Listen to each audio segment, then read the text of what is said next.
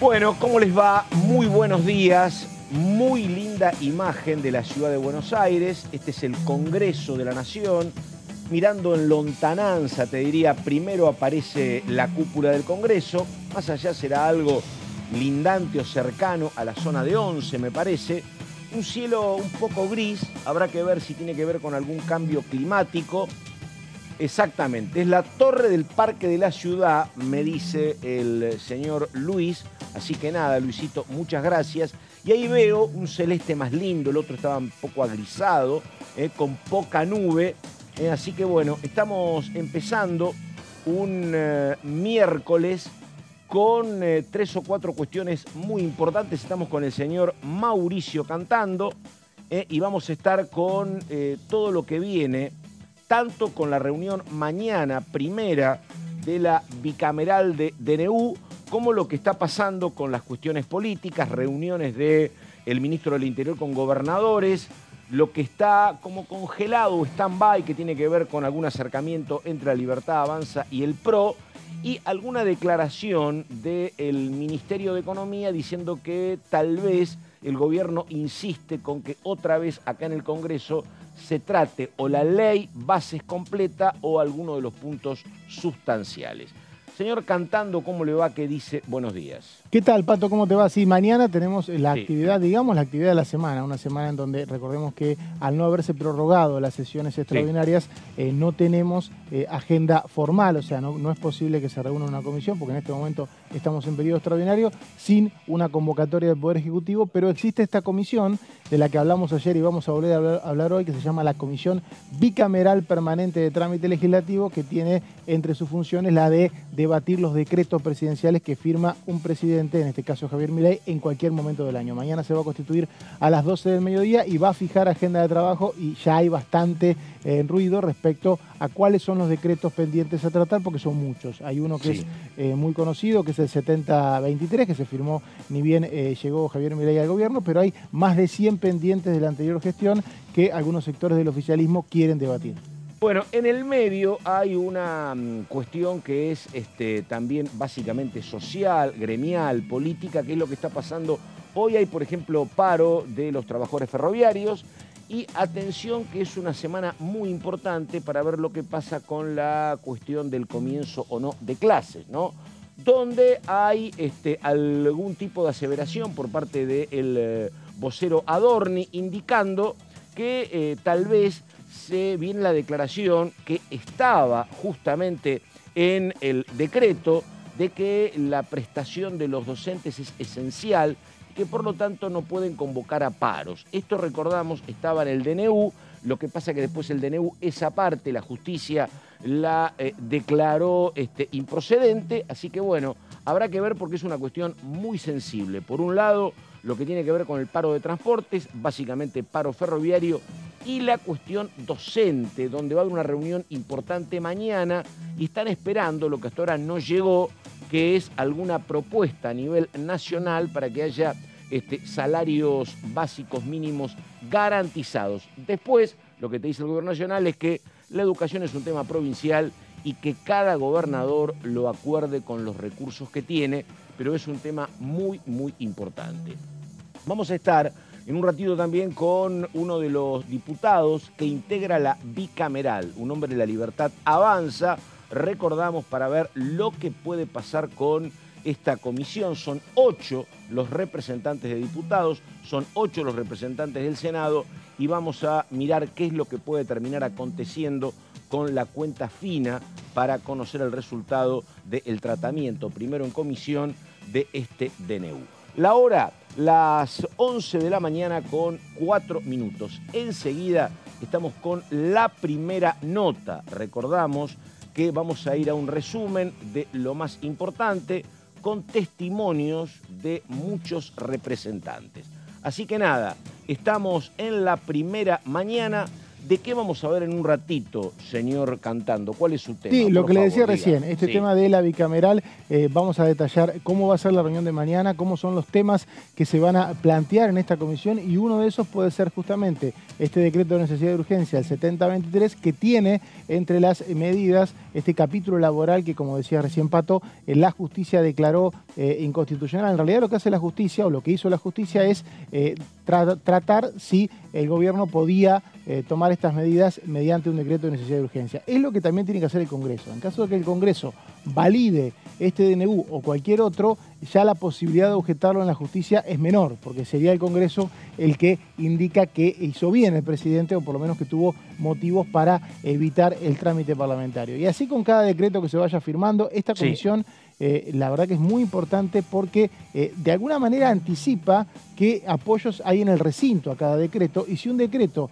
no tiene apoyo en ninguno de los dos recintos y es rechazado, queda anulado inmediatamente, y ahí los gobiernos generalmente tienen que recalcular si es la manera que tienen para gobernar. Por ahí, en una de esas, un gobierno ha pasado en diferentes periodos, consigue que una parte de la oposición le acepte la posibilidad de gobernar por decreto, un poco para evitar el trámite parlamentario, tanto para el oficialismo como la oposición, o por ahí hay otras etapas donde la oposición le dice, no, mejor prefiero que todos los temas sean por ley, y cada decreto que vos firmes yo te lo voy a objetar. Todo eso se va a empezar a ver desde mañana. Bueno. Dato hoy de algunos colegas, indican que el presidente Milei va a inaugurar ordinarias el próximo 1 de marzo, de manera previsible, indican todos, con un tono muy duro. Dato que estaban manejando algunos colegas. Es un mix esto entre lo que uno recoge acá en el Congreso y lo que vas pudiendo señalar o ver en Balcarce 50. Vamos con un hombre de La Pampa, el diputado Ardoaín, que decía esto. Dale. Nos hicieron creer que se podía pasar de grado sin estudiar, que se podía vivir sin trabajar, que el esfuerzo era lo mismo, que el mérito no valía. No es por ahí. Y claramente el camino no era por ahí, porque la realidad nos demostró que no era eso. Y bueno, valores simples, pero tan simples como eso: la familia, el esfuerzo, la palabra, eso es lo que me impulsa, y bueno, y la responsabilidad que dijiste vos recién del desafío de estar hoy sentado en una banca nacional. Yo sigo trabajando en el PRO, y el PRO sigue trabajando en su espacio político. Hoy tenemos un bloque muy bueno, porque lo vimos en el día de la votación. Fue el único bloque que votó por unanimidad, más allá de las diferencias. Vos pensás que tenemos legisladores desde Jujuy a Tierra del Fuego, con distintas representaciones, con gobernadores en gestión que tienen mucha responsabilidad, y sin embargo fue el único bloque que votó en conjunto la ley. Ni siquiera La Libertad Avanza logró hacerlo. El bloque lo pudo hacer después de mucho diálogo, de mucha charla y de mucho compromiso.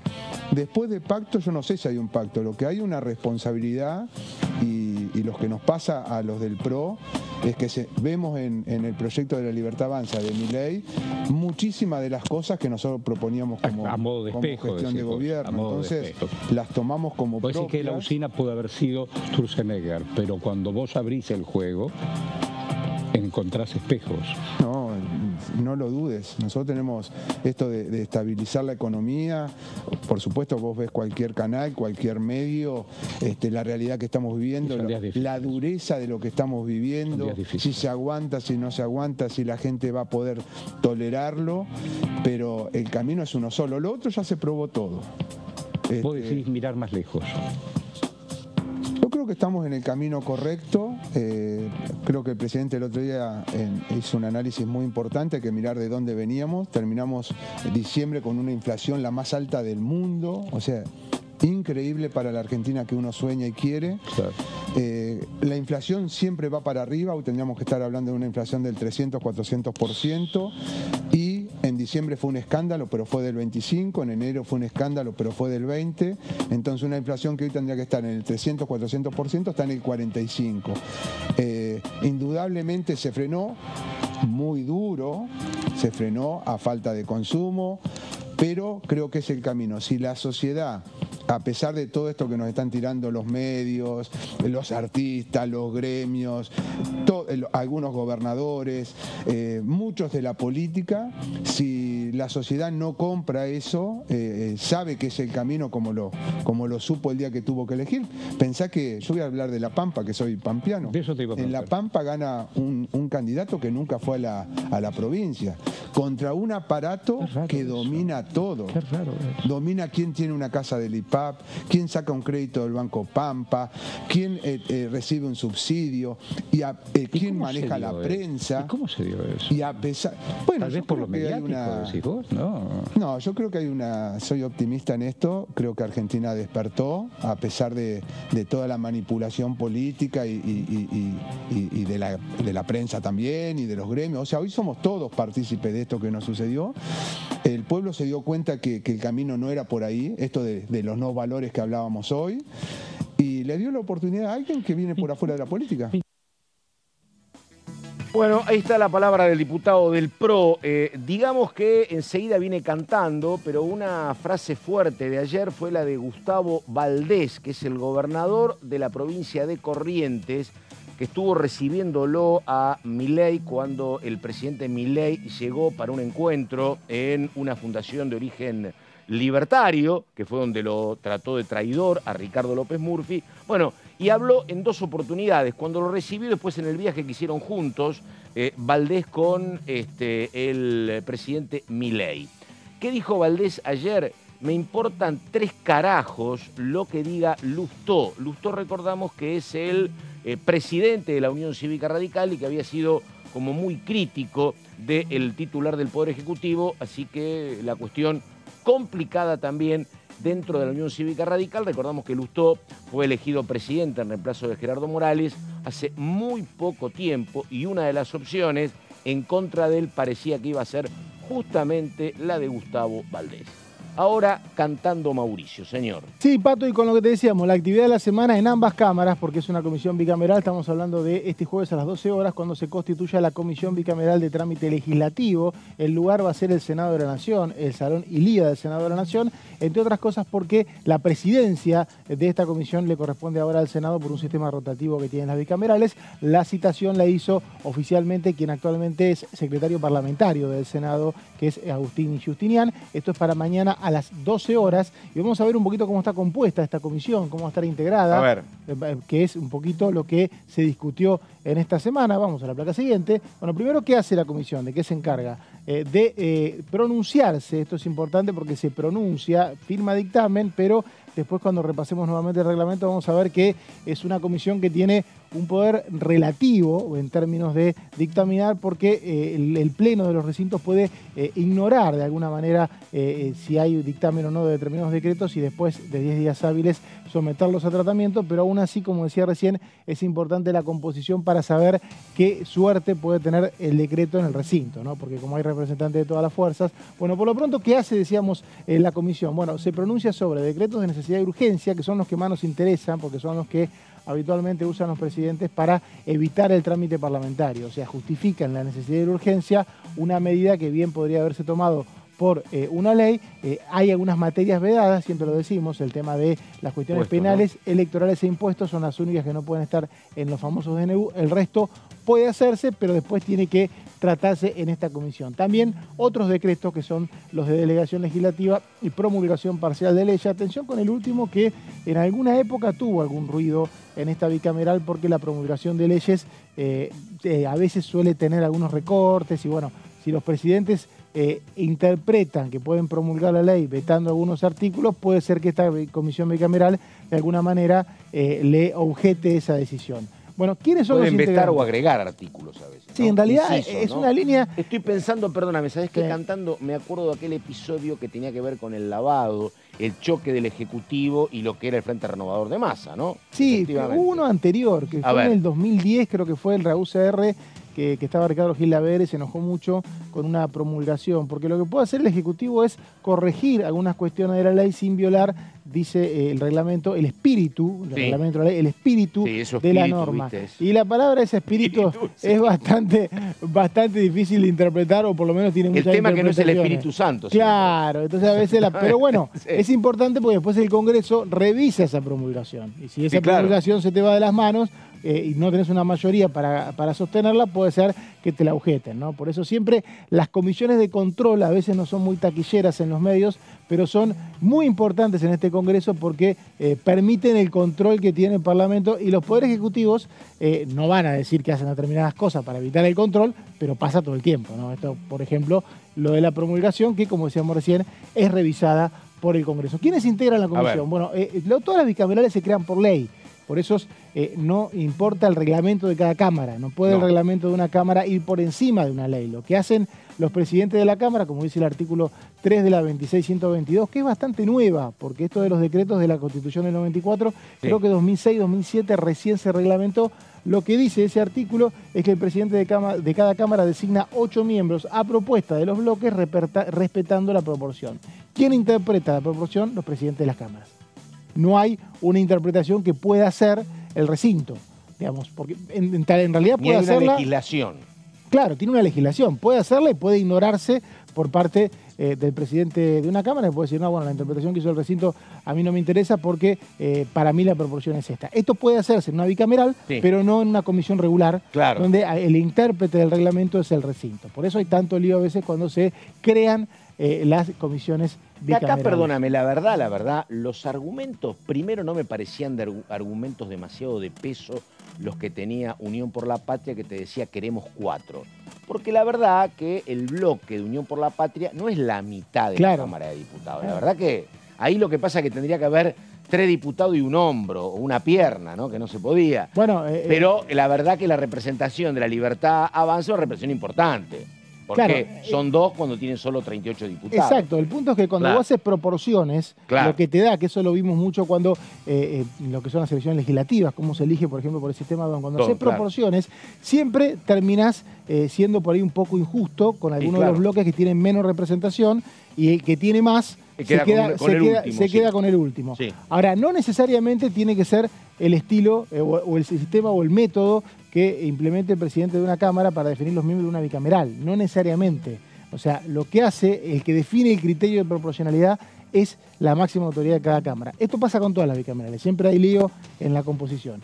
Bueno, ¿cómo quedó compuesta? Mariano Recalde, senador de Unión por la Patria. En el Senado hay también 3 miembros de Unión por la Patria, también pidieron 4, en ese caso tienen 33 senadores sobre 72, que es el total, pidieron 4, les dieron 3, quedaron Mariano Recalde, María Teresa González, Anabel Fernández Agasti. La UCR tiene un miembro, que es Víctor Zimmerman, sigamos con los integrantes del Senado de la Nación, en este caso, que habían sido definidos, si mal no recuerdo, en diciembre. Sigamos con la placa siguiente. Juan Pagotto es La Libertad Avanza, Luis Juez del PRO, Juan Carlos Romero Cambio Federal y Carlos Espínola Unidad Federal. Pagotto se menciona como posible presidente, es el único miembro del Senado del oficialismo. Si el resto de los bloques o la mayoría del resto de los bloques prefieren que el oficialismo tenga la presidencia de esta comisión, bueno, se la darían a Pagotto. Sigamos con los integrantes de diputados, que son los que se definieron este lunes después de un largo debate interpretativo. 3 también de Unión por la Patria, Carolina Gailar, Ramiro Gutiérrez y Vanessa Siley.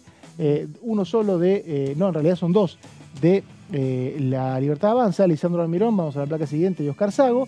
Hernán Lombardi del PRO, Francisco Monti de la UCR y Nicolás Mazot de Hacemos Coalición Federal. Esta es la integración. Vemos que nadie tiene mayoría, que Unión por la Patria tiene 6 sobre 16, que La Libertad Avanza tiene 3, que el PRO y la UCR tienen 2 cada uno, y después hay figuras sueltas de los bloques como Cambio Federal, Hacemos, que de alguna manera van a definir si el oficialismo tiene mayoría para dictaminar. Necesitas 9 votos para dictaminar. Ahora, si no dictaminás, la diferencia con el resto de los proyectos, en el caso de los decretos, es que igual pueden ir al recinto sin mayorías especiales. Por eso la comisión sirve mucho como pulso político más que por lo que termina resolviendo. Perfecto, el señor cantando, y estamos con, enseguida viene Ramiro Gutiérrez, pero antes Antonio Ricovene. ¿Cómo le va, Ricovene? ¿Qué dice? Buenos días. ¿Qué tal, Pato? Buenos días para vos, buenos días para Mauricio. Y sí, expectante saber de cómo se van a plantar los distintos actores políticos de cara al análisis del DNU en la bicameral, que tiene cita para mañana a partir de las 12. Y atención a la interpretación que se puede hacer una vez más de la ley 26.122, que es la que regula los usos de los decretos de necesidad y urgencia, porque ya hay algunos diputados buscando interpretaciones que le permita hacer algunas aprobaciones puntuales de algunos artículos del DNU. Por lo pronto no es cómo se viene manejando esta bicameral para avanzar con la aprobación o el rechazo de los decretos de necesidad de urgencia. Ricovene, para después, cuénteme qué sabe de cómo está el vínculo del gobierno con los distintos mandatarios provinciales. Estuvo muy mal, ahora hay un intento de acercamiento, hubo reunión de parte de Guillermo Francos con algunos para saber lo que sabe de Mendoza y el resto, ver si hay alguna recomposición. Dicen algunos que si hay recomposición, el gobierno podría, a mí me parece un poco raro, pero que el gobierno podría insistir con la ley bases. Ahora, Ramiro Gutiérrez, hombre del Frente Renovador de Unión por la Patria, provincia de Buenos Aires, que decía esto. Por varias razones, Melina. Primero, hay un artículo que es muy importante, cualquiera lo puede leer, es el 99 de la Constitución Nacional. En primer lugar, ese artículo veda al Poder Ejecutivo realizar actividad legiferante. No puede hacer lo que hace el Congreso, por eso tenemos una división de poderes. En segundo lugar, lo habilita solo en dos situaciones y con una restricción que ahora te voy a decir. La primera situación, que es el primer condicionante, es que haya circunstancias extraordinarias por las cuales el Congreso no pueda funcionar. Y el Congreso ha estado en un continuado desde diciembre a la fecha, es decir, el Congreso ha funcionado, no había ninguna razón de fuerza mayor para que el Congreso no opere. Entonces, la primera causal no existió. La segunda causal debe ser la existencia de razones de necesidad y urgencia. Tampoco la sabía porque el presidente mandó una ley, incluso mucho más cuantiosa que este DNU, que lo absorbe completamente, con lo cual, si hubiese habido necesidad y urgencia, no hubiese acudido a los carriles normales y nos hubiese mandado una ley. Y en tercer lugar, que este es un condicionante que veda totalmente la actividad del presidente, no lo puede hacer en materia penal, no puede hacer un DNU que tenga cláusulas penales y no puede hacer un DNU que tenga cláusulas tributarias, además de tener de conformación de los partidos políticos. Pero en este caso, este DNU tiene cláusulas, deroga cláusulas penales, por ejemplo, todo el Código Aeronáutico, y deroga y crea un montón de tasas y tributos, con lo cual estamos en una facultad completamente vedada por la Constitución al presidente de los argentinos, y nosotros como legisladores tenemos un imperativo que nace del artículo 29 de la Constitución Nacional a no dejarnos robar esas facultades ni usurpar esas facultades. Y quien lo haga comete un grave perjuicio. La Constitución habla de traición a la patria y nos impide también ceder la suma del poder público a uno de los tres poderes, en este caso lo está pidiendo el Ejecutivo, con 8 emergencias. Yo he votado emergencias, pero no en este marco que permite desbaratar totalmente el sistema jurídico, la organización del Estado como la conocemos hoy, y que impere las reglas de mercado en lugar de las reglas del derecho. Bueno, ahí estamos, la palabra de Ramiro Gutiérrez. Así que nada, estamos nosotros hasta la hora 12. En un ratito vamos a estar con un diputado de Libertad Avanza, un hombre de la provincia de Corrientes. Le vamos a preguntar si estuvo en el encuentro que tuvieron antes de ayer en la provincia de Corrientes, justamente el presidente Milei con sectores libertarios, donde, bueno, ahí vino el problema o el señalamiento de Ricardo López Murphy como traidor. Vamos a estar con eso y vamos a estar también con todo lo que tiene que ver en materia de cuestiones políticas, lo que está pasando hoy por hoy en la Unión Cívica Radical y lo que pasa en el PRO. porque Ardoaín decía que él tiene muchos puntos de coincidencia con el oficialismo. Ardoaín es del PRO de la provincia de La Pampa, pero la verdad que hasta donde yo estuve viendo, aquello que parecía que fluía, bueno, hoy está como un poco estancado, ¿no? ¿Usted tiene algún otro dato? Sí, no, ayer hubo una reunión del PRO, el bloque PRO en el 5º piso del anexo donde estamos ahora, y quienes participaron, el propio presidente del bloque, Cristian Ritondo, dijo que no hay en vísperas una fusión entre el PRO y la Libertad Avanza en esta Cámara, ni en el Congreso en general. Por lo tanto, esos fueron rumores que hubo. Lo que sí hay claramente es un entendimiento para trabajar varios temas juntos, teniendo en cuenta que el PRO es el único bloque que votó en general y en particular todos los artículos de la ley de bases que finalmente fue enviada a la comisión. Sí, efectivamente. Bueno, la hora exactamente las 11 de la mañana con 25 minutos. Vamos a la pausa, volvemos con Antonio en un ratito, con Antonio Rico Bene. Volvemos con Cantando y la nota con el representante de la Libertad Avanza. Esta es la primera mañana, por favor.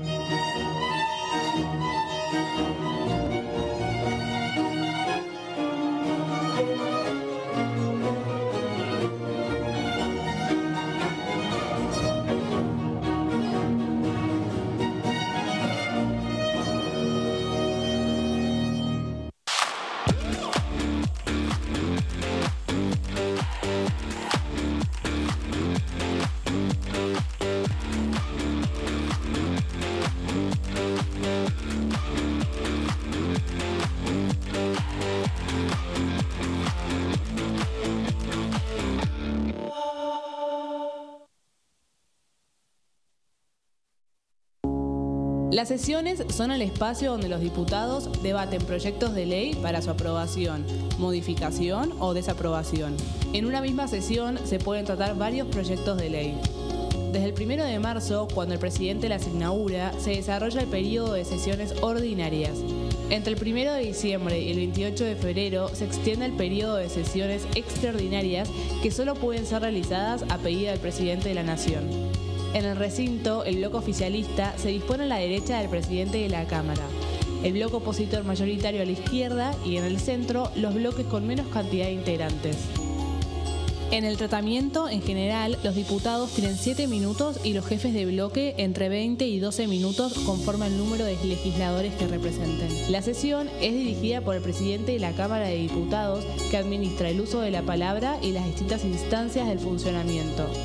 A la izquierda del presidente está el secretario administrativo, a la derecha el secretario parlamentario y debajo de él están los taquígrafos, que registran cada uno de los testimonios.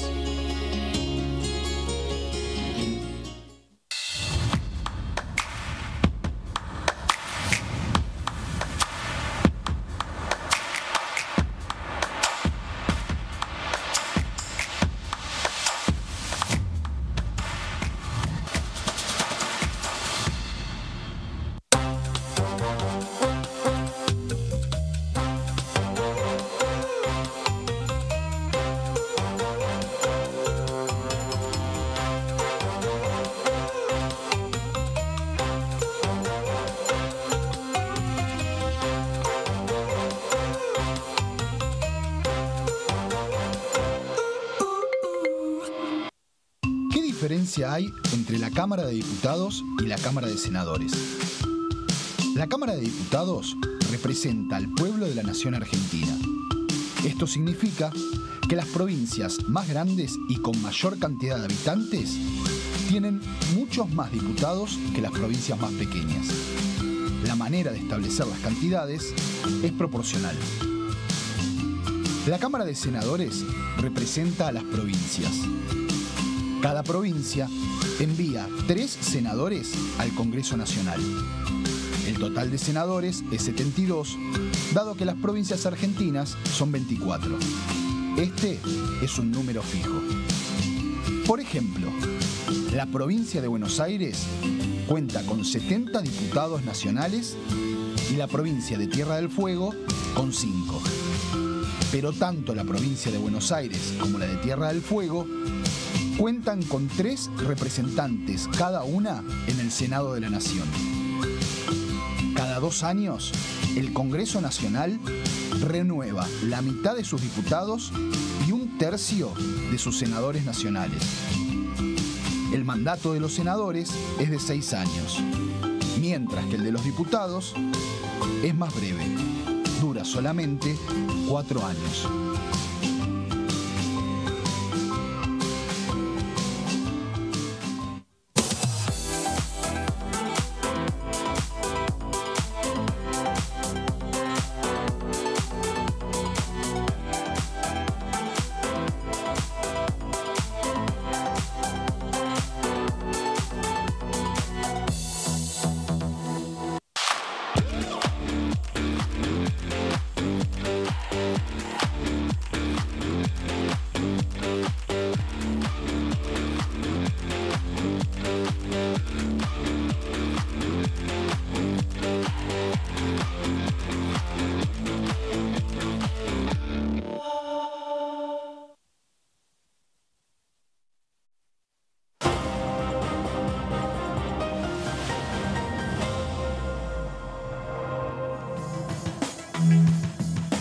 Bueno, ahí están las imágenes del Congreso, la cúpula, un cielo absolutamente celeste. Hoy esperan una máxima de más de 31 grados, así que va a ser una jornada complicada en esa materia. Bueno, ahí estamos, hermoso verdor de los árboles de la Avenida de Mayo.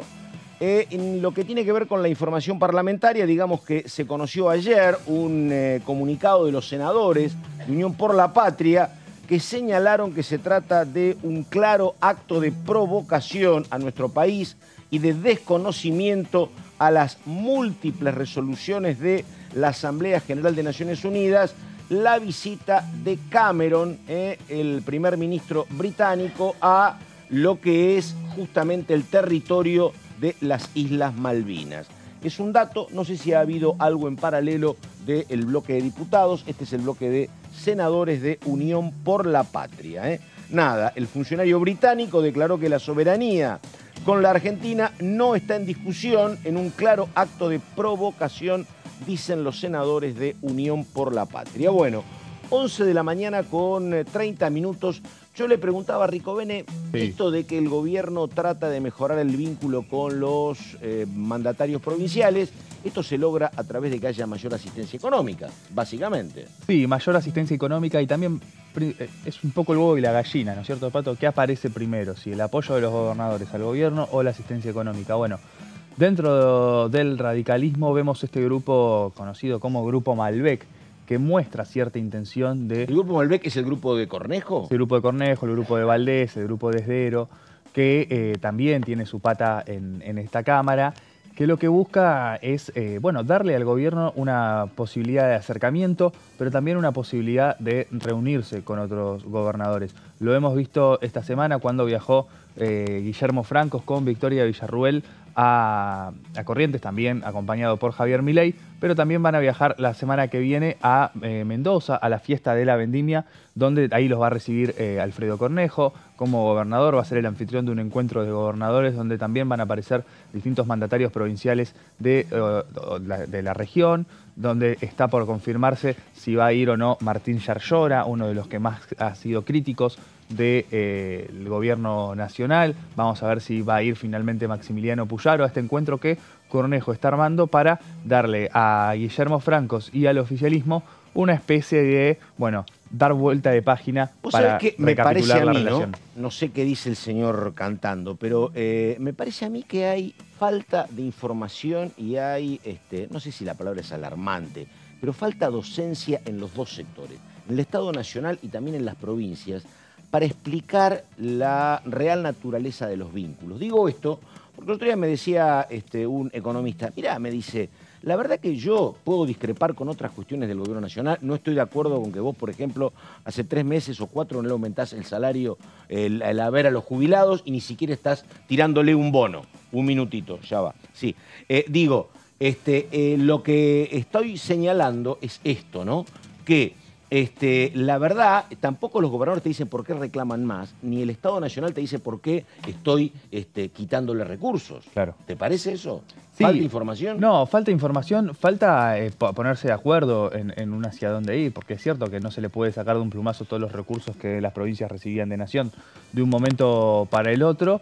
También es entender de parte del gobierno nacional, bueno, que nos llevan solo la Argentina, que hay otro tipo de conducciones a nivel provincial, y de parte de los gobernadores también lo que empiezan a notar es una decisión política del gobierno nacional de seguir en esa línea de confrontación, de recorte y de, bueno, críticas, chicanas a los diputados, a los senadores y también a los mandatarios provinciales.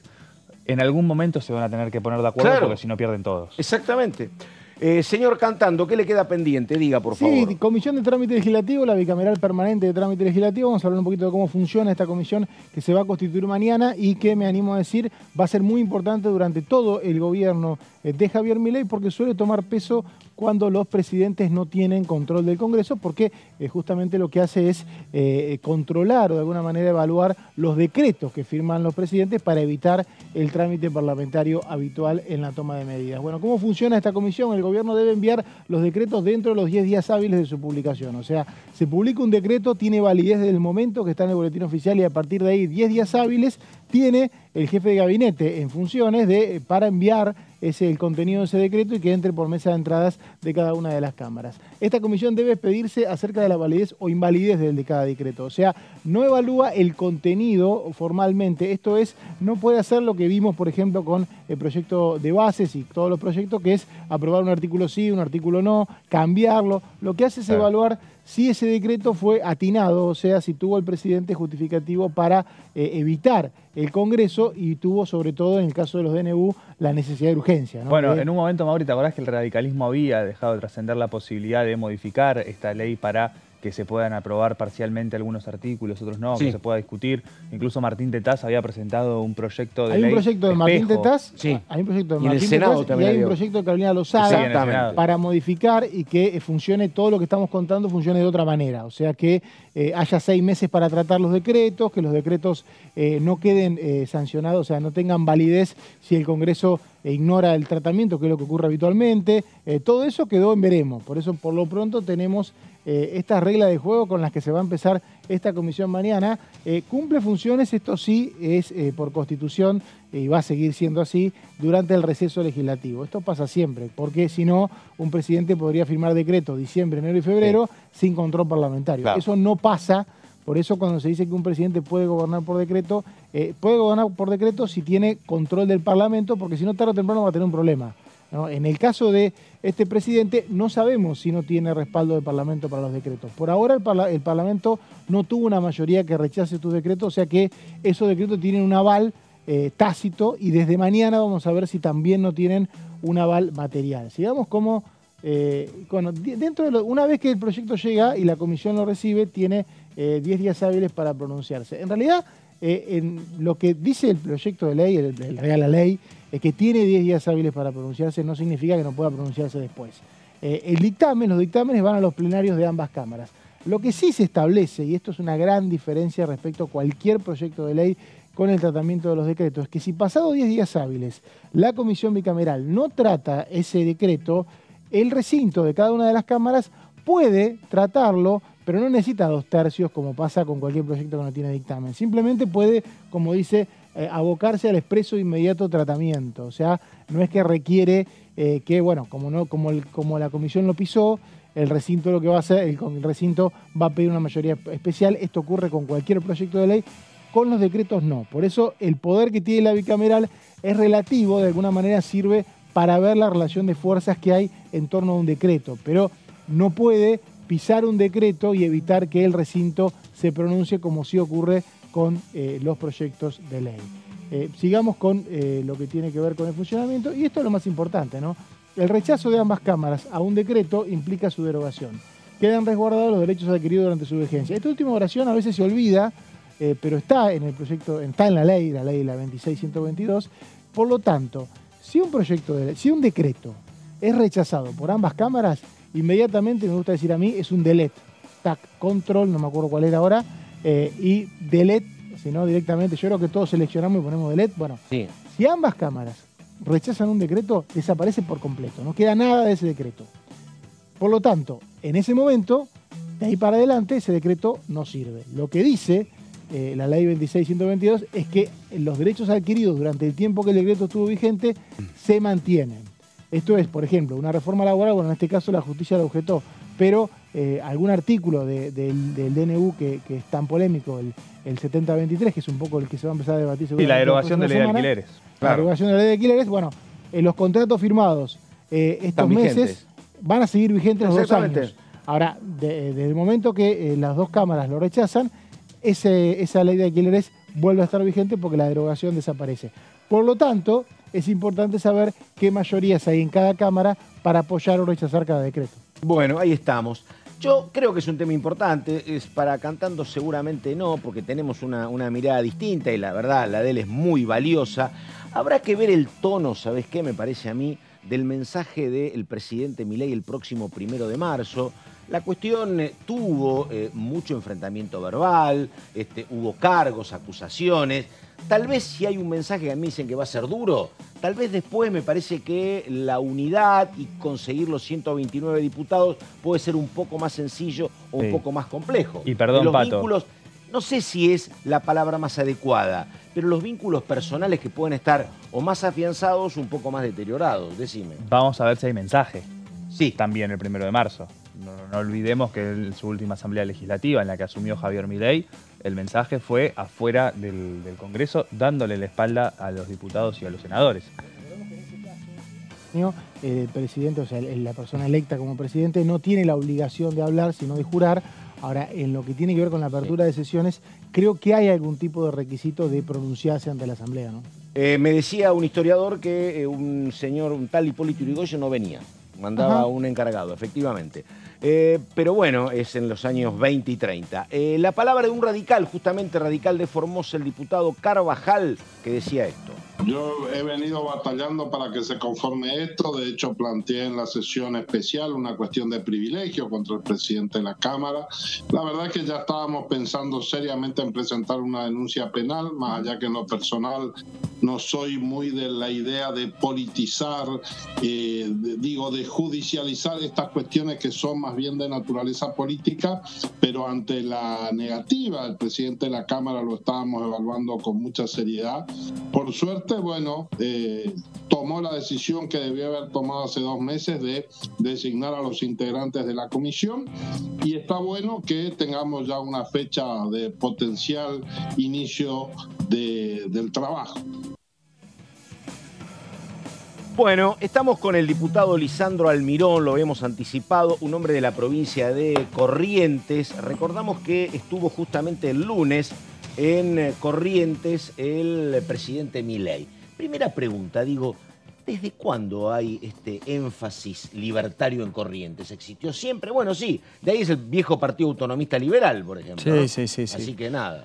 Sí, la verdad que desde Mitre. El único, claro. Si es por una cuestión de partidos políticos en formación desde la época de Mitre. Y respecto a lo ideológico, me parece que Corrientes, por ser una provincia limítrofe, muy vinculada a la ganadería, siempre tuvo una visión de la economía muy liberal respecto, incluso desde la trazabilidad y el tránsito vía fluvial, que fue una discusión de puertos casi de manera permanente entre el interior y la capital.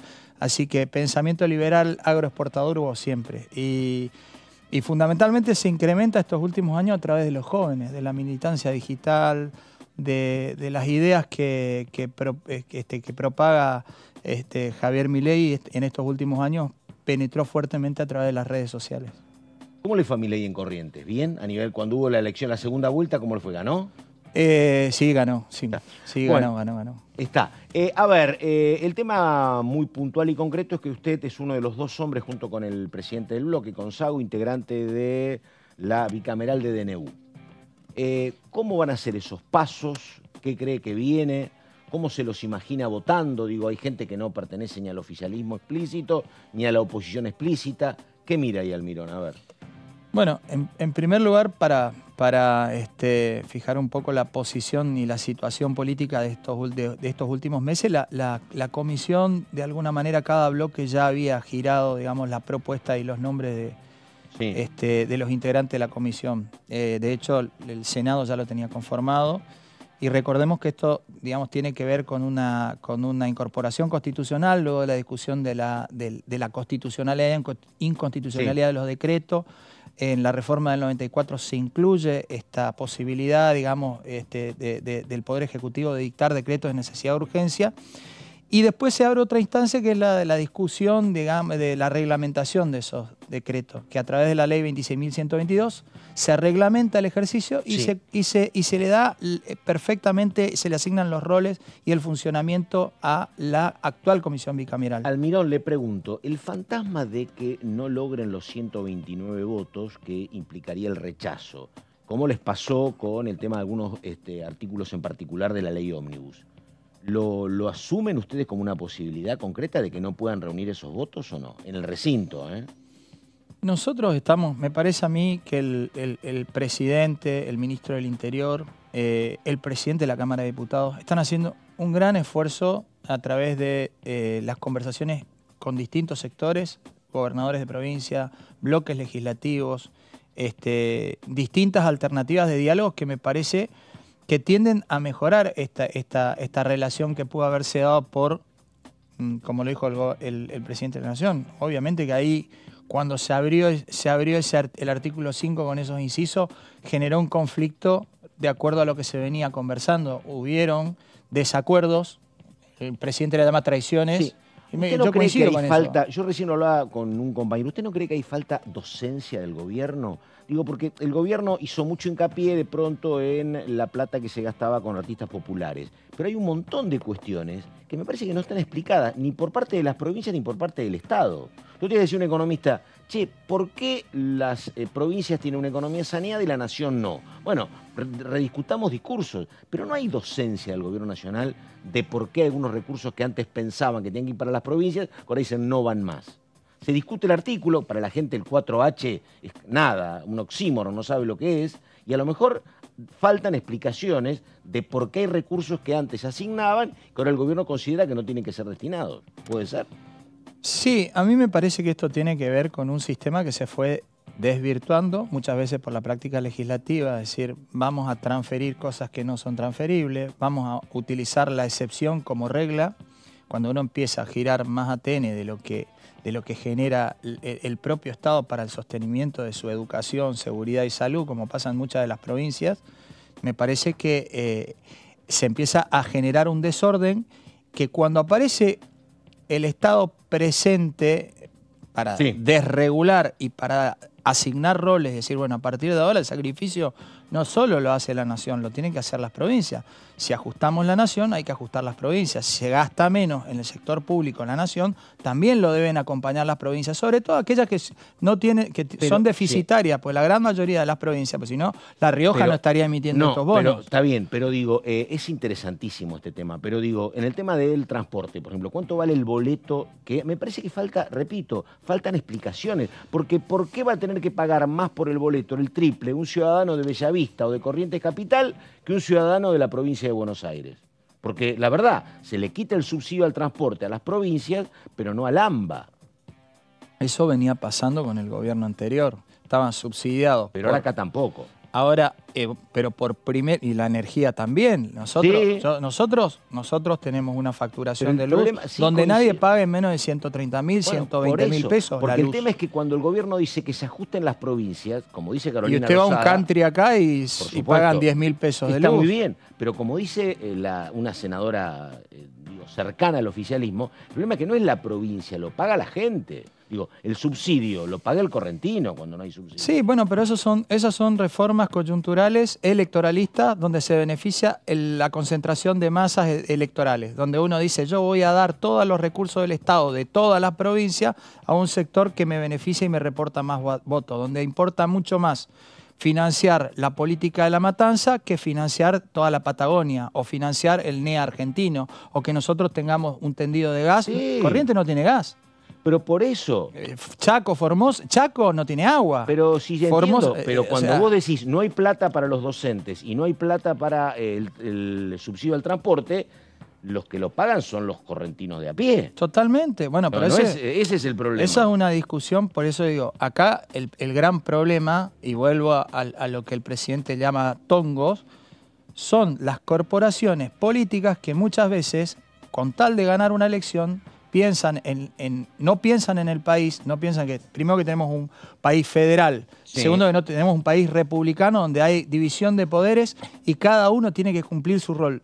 Me parece a mí, en este sentido, que lo que dejó en descubierto la votación, la última votación de la ley, digamos, de base y punto de partida para la libertad de los argentinos, es justamente eso.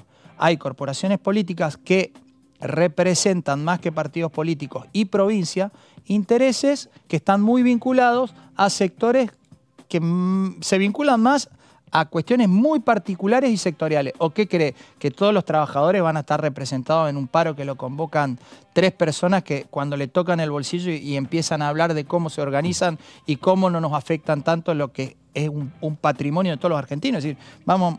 ¿Tienen obras sociales? Bueno, démosle libertad Almirón, que el trabajador elija la obra social que quiera. ¿Está mal eso? No, Almirón, una cuestión. Digo, porque bueno, ustedes están acá, tienen que bailar con esta, son diputados de Milei. Digo, ¿qué es lo que pasa con ustedes, diputados del oficialismo, cuando aparecen estas cuestiones como que, bueno, Ricardo López Murphy es un traidor, nido de rata, delincuentes? Digo, eso, en la cuestión de los vínculos personales, ¿no empasta más todas las relaciones? No, yo en eso soy muy respetuoso de primero las instituciones y como te dije recién, muy republicano en función de la división de poderes. El Ejecutivo tiene una práctica y tiene la responsabilidad de conducir el país y tomar las decisiones y comunicar de la forma que considere correcta porque es el rol del Ejecutivo. Como legislativo nuestra función es el diálogo, la construcción política y las cuestiones están muy bien separadas. Lo de nido de rata que le quepa el sayo, yo no me siento aludido. Está bien. Seguramente en el lenguaje que usa el presidente sabe a quién se refirió. Yo no me siento aludido, sabe a quién se refirió.